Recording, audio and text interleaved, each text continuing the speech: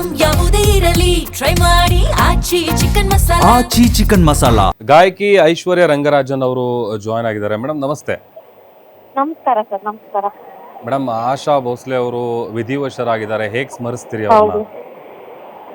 ಇಲ್ಲ ಅಂದ್ರೆ I think ಆಶಾ ಭೋಸ್ಲೆ ಅವರು ಇರ್ರಿಪ್ಲೇಸಬಲ್ ಟು ದ ಮ್ಯೂಸಿಕ್ ಇಂಡಸ್ಟ್ರಿ.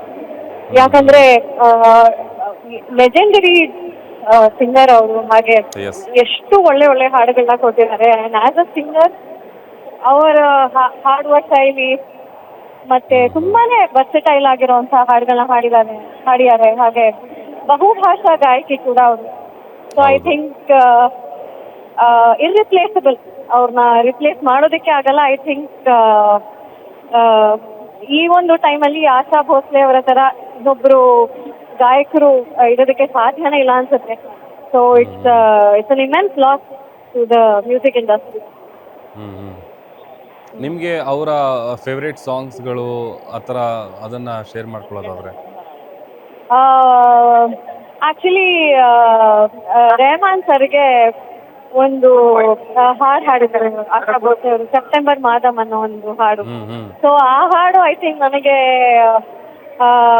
ನಾನು ಆ ಹಾಡನ್ನು ಕಲ್ಸ್ಕೊತಿದ್ದೆ. And I think it's very inspiring. ಯಾಕಂದ್ರೆ ಒಬ್ರು ಹಿಂದಿ ಗಾಯಕಿ ಆಗಿ ಒಂದು ತಮಿಳ್ ಹಾಡನ್ನ ಅಷ್ಟು ಸ್ಪಷ್ಟವಾಗಿ ಹಾಡಿ ಅಂಡ್ ಅವ್ರ ಎಕ್ಸ್ಪ್ರೆಷನ್ಸ್ ಆಗಿರ್ಲಿ, ಭಾವನೆಗಳಾಗಿರ್ಲಿ ಮತ್ತೆ ಹಾಡೋ ಧಾಟಿ ಆಗಿರ್ಲಿ, ಐ ಥಿಂಕ್ ಆ ಒಂದು ಹಾಡು ಆಶಾ ಮೇಡಮ್ ಹಾಡಿರೋದು ನಂಗೆ ತುಂಬಾನೇ ಇಷ್ಟ.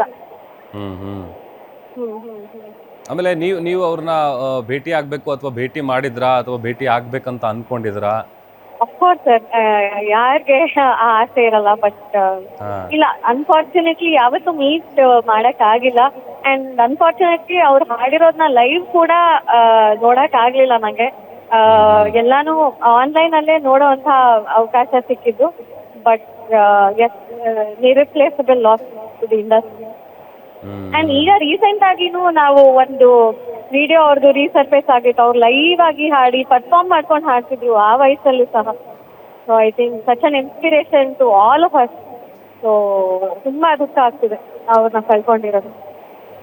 ಓಕೆ, ಥ್ಯಾಂಕ್ ಯು ಐಶ್ವರ್ಯ ಅವರೇ, ಗ್ಯಾರಂಟಿ ನ್ಯೂಸ್ ಜೊತೆ ಮಾತನಾಡಿದ್ದಕ್ಕೆ.